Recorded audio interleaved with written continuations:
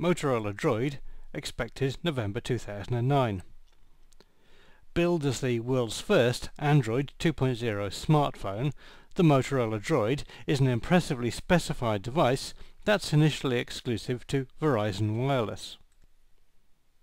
The good news is that this is potentially a truly great offering from Motorola, but the bad news is that this is a CDMA only device that will be limited to use in the United States. So, in other words, for most potential customers, this is not the Droid you are looking for.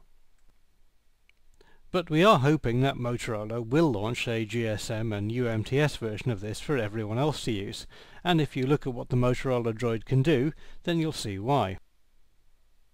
Android 2.0, codename Eclair, is brand new, and it completely overhauls the user interface to make it better to use.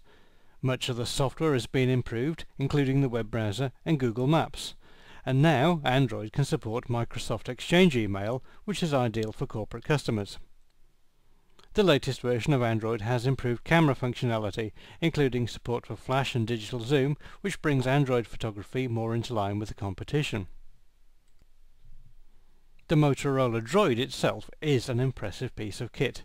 The most obvious feature to begin with is the very large 3.7-inch 480 by 854 pixel touchscreen display. The display will be ideal for web browsing and multimedia playback, and indeed it has one of the highest pixel counts of any mobile phone on the market. But this isn't just a touchscreen phone, as the Droid has a fairly conventional slide-out QWERTY keyboard as well. There's no real spacing between the keys though, and the navigation pad that sits alongside them looks strangely retro and out of place.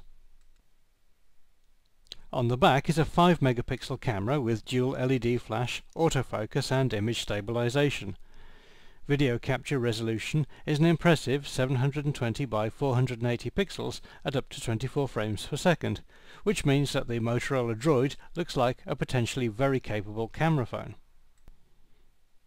The Droid's GPS receiver is tied in with the latest version of Google Maps, which in itself is a pretty significant update, as it now gives free turn-by-turn voice guidance, and it also comes with voice recognition so that you can tell it where you want to go without touching it.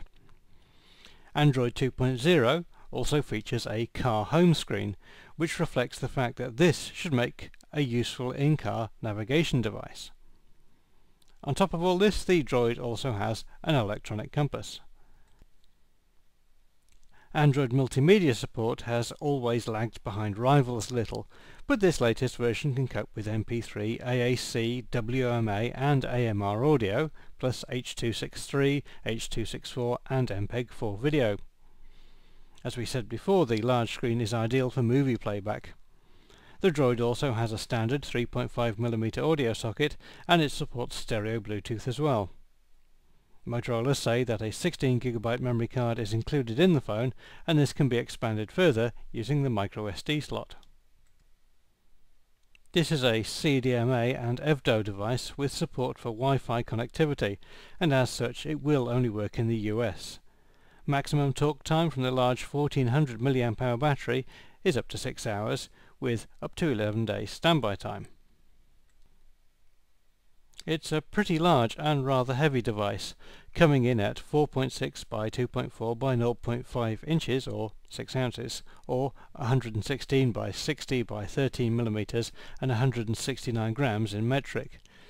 But when you consider the large screen and the QWERTY keyboard, then this is hardly a surprise. The processor is a 550 MHz ARM Cortex-A8 CPU, which is roughly equivalent to most of the competition.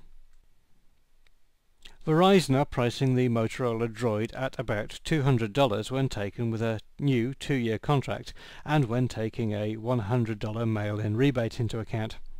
They say it should be available in Verizon retail outlets and online from the 6th of November. This is an exceptionally impressive smartphone, and Verizon customers are very lucky to have a world exclusive on it.